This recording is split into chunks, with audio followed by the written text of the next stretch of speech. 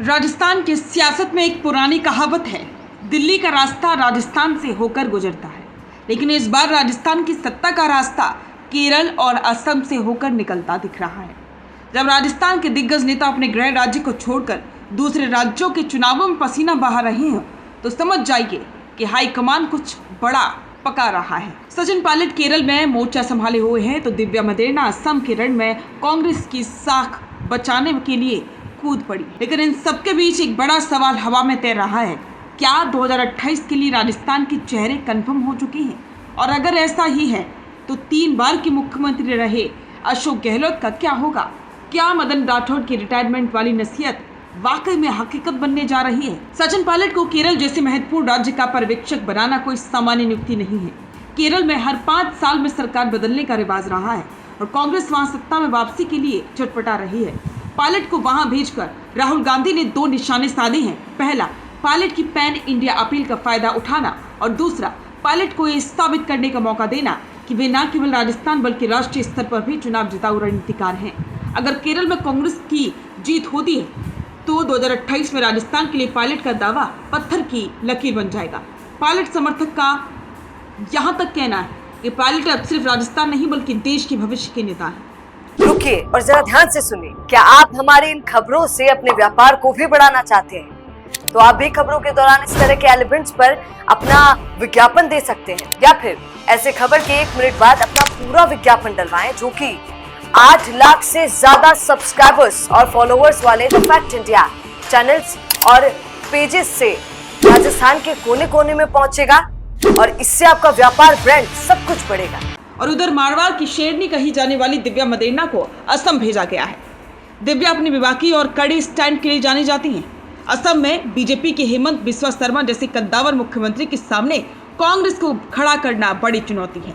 दिव्या को इस मोर्चे पर तैनात करना बताता है कि कांग्रेस अब राजस्थान में एक नई युवा और आक्रामक टीम तैयार कर रही है। दिव्या और पायलट जैसे नेताओं को बाहरी राज्यों की जिम्मेदारी देना दरअसल उन्हें भविष्य के बड़े रोल के लिए ग्रूम करना है। ये इस बात का संकेत है कि 2028 में राजस्थान कांग्रेस का चेहरा बहुत बदला और युवा होने वाला है। इन सबके बीच सबसे बड़ा सवाल अशोक गहलोत पर टिका है। गहलोत अभी भी सक्रिय हैं, लेकिन उनकी सक्रियता अब संगठन के बजाय सलाह पर सीमित होती दिख रही है। इसी बीच में बीजेपी प्रदेश अध्यक्ष मदन राठौड़ ने तंज कसते हुए कहा, गहलोत साहब को रिटायरमेंट लेकर युवाओं को आगे आने देना चाहिए।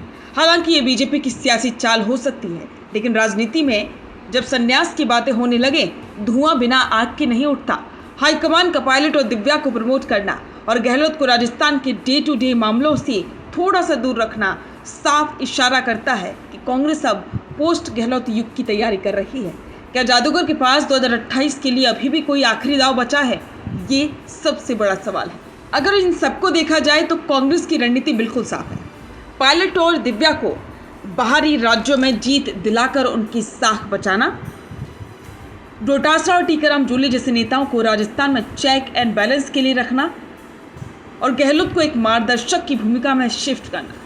अगर 2026 के इन विधानसभा चुनावों के नतीजे कांग्रेस के पक्ष में रहे तो राजस्थान में पायलट की ताजपोशी का रास्ता एकदम साफ हो जाएगा। लेकिन अगर नतीजे उम्मीद के मुताबिक नहीं रहे तो गहलोत कैंप को एक बार फिर से अपनी प्रासंगिकता साबित करने का मौका मिल जाएगा। तो क्या आपको लगता है कि पायलट और दिव्या को बाहर भेजकर कांग्रेस ने 2028 के चेहरे तय कर लिए हैं? क्या मदन राठौड़ की सलाह के मुताबिक गहलोत को अब वाकई में संन्यास ले लेना चाहिए, या जादूगर अभी भी एक और पारी खेलने के लिए तैयार है? अपनी राय कमेंट में जरूर दें और बने रहें द फैक्ट इंडिया के साथ।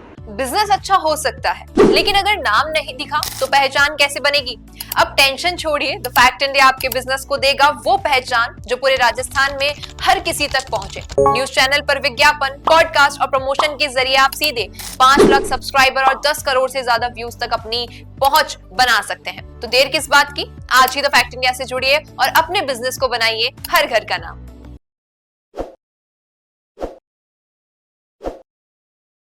ताज़ा खबरों के लिए विजिट करें द फैक्ट इंडिया की वेबसाइट और डाउनलोड करें द फैक्ट इंडिया ऐप। ताज़ा खबरों के लिए विजिट करें द फैक्ट इंडिया की वेबसाइट और डाउनलोड करें द फैक्ट इंडिया ऐप।